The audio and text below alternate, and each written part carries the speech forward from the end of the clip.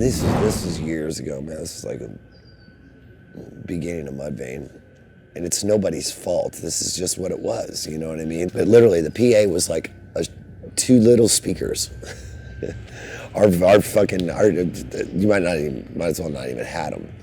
You know what I mean? Our rigs were louder than what they had in there.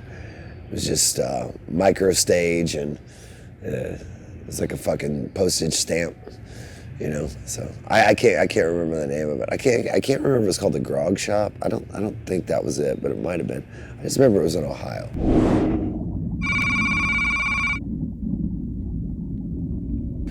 Could have been last night.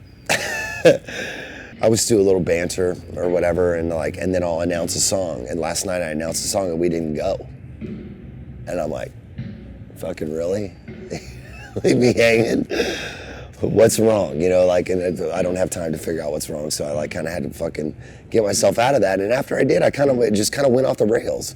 You know what I mean? I didn't feel comfortable with the crowd anymore, and that's one of my strong things. Is or my strong suits is talking to the crowd, because I feel like they're my family and I feel like they're my friends.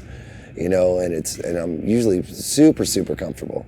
But you know, you get into, like I said, you get into moments with with hearing, and fucking, you know, all of a sudden the whole mix changes for whatever reason. We were just in Europe. The first day in Munich, Germany, the first date of the tour, we didn't play.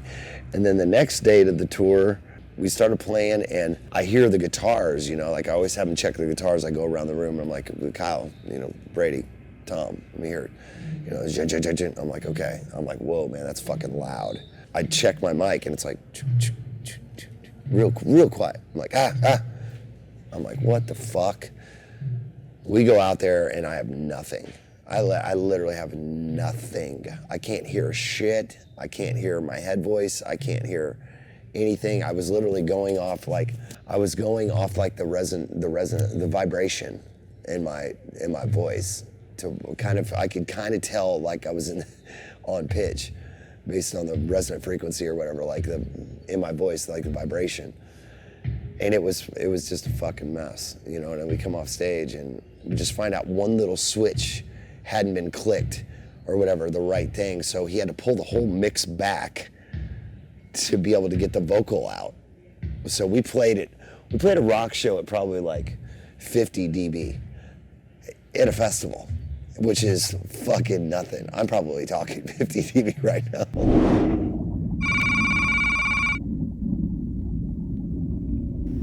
Feet, fart, garbage, shit, baby's diaper, fucking with flaming, with burnt hair, fucking terrible. It's terrible. It doesn't smell great at the beginning. By the end, you gotta understand, you got 11 dudes. There's the front lounge, a door, a hallway, 11 bunks, a door, and a back lounge. 11 dudes sleeping in the space of this, you know what I mean? These two couches pushed together, you know, stacked. Like fucking sailors in their racks, you know what I mean? It's bad.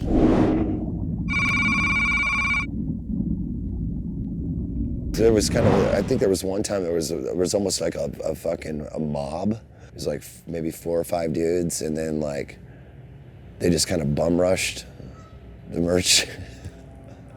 We're gonna get a shirt, we're gonna come out here with something, and they just kind of bum rushed it, jumped the table and just started grabbing.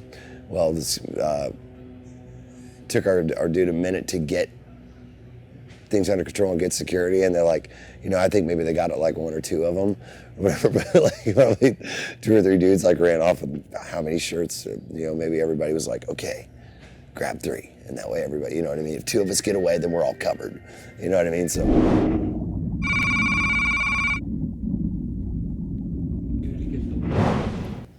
probably me. Sometimes people do just enough, you know what I mean? And I'm not that guy, you know what I mean? I'm a fucking, you know, I expect the best out of everyone, you know what I mean? I really do. I try to give my best. Even I'll give you 100% of whatever I've got, you know what I mean? If my voice is at 100%, I'll give you 100% of that 100%.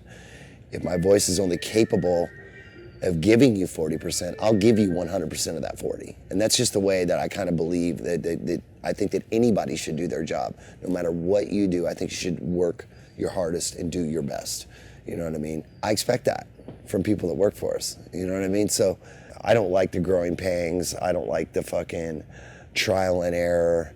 Oops, that fucked up, but at least we learned, you know, no. You know, I mean, if you did that, you know, and through your whole life would be just one big fuck up after the next. And like, you know, granted, you got to make mistakes. I get it. And that's how we learn. But I try to be cool about it. But I jumped Tom's ass the other day. I'm like, I sit on the bus for an hour before we play and do warm-ups.